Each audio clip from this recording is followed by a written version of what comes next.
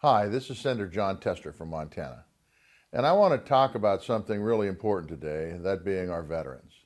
Our nation's veterans have made many sacrifices for the freedoms that we enjoy.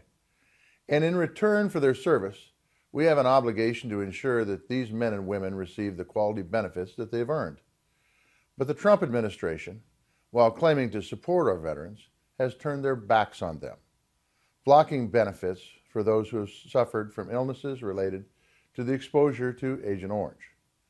Agent Orange is a toxic defoliant that was used during the Vietnam War, and it was used in such great volumes that if you served in Vietnam, you were exposed to it.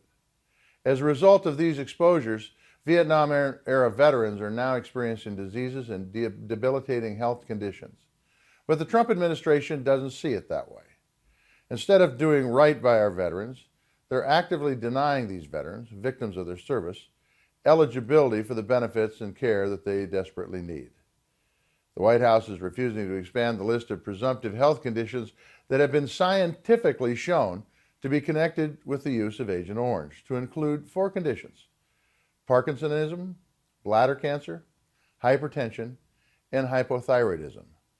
The Trump administration doesn't seem to think that exposure to these toxic chemicals in Vietnam is a cost of war. Well, guess what? They're wrong. It is a cost of war. And it wasn't until a veteran filed a Freedom of Information Act request that we finally figured out what the holdup was. The holdup was the Trump administration. They didn't want to pay for it. According to these revealed documents, President Trump's first VA secretary, Dr. David Shulkin, recommended way back in the fall of 2017 that these conditions associated with Agent Orange be added. The VA urged the White House to expand eligibility so that these veterans could get the benefits that they've earned for conditions like bladder cancer, Parkinson-like symptoms, and hypothyroidism. But Acting Chief of Staff Mick Mulvaney and the White House objected. They didn't want to spend the money. They said they wanted more studies.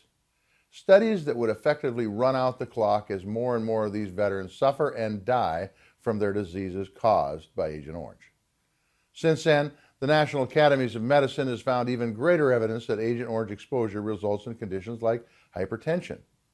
Mick Mulvaney and the White House need to stop ignoring the overwhelming scientific evidence put forth by scientists, medical experts, and veterans, and commit to taking care of the 83,000 veterans who are suffering and dying from health conditions associated with this exposure.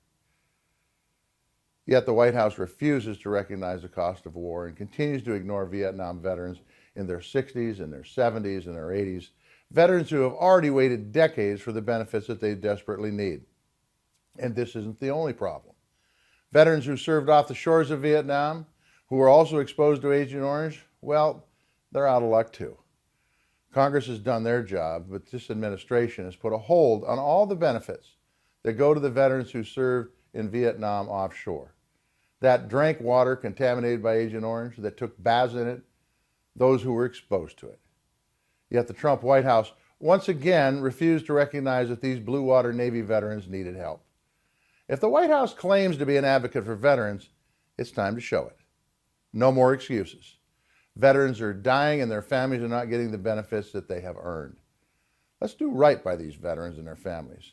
End the wait for those who have already sacrificed greatly.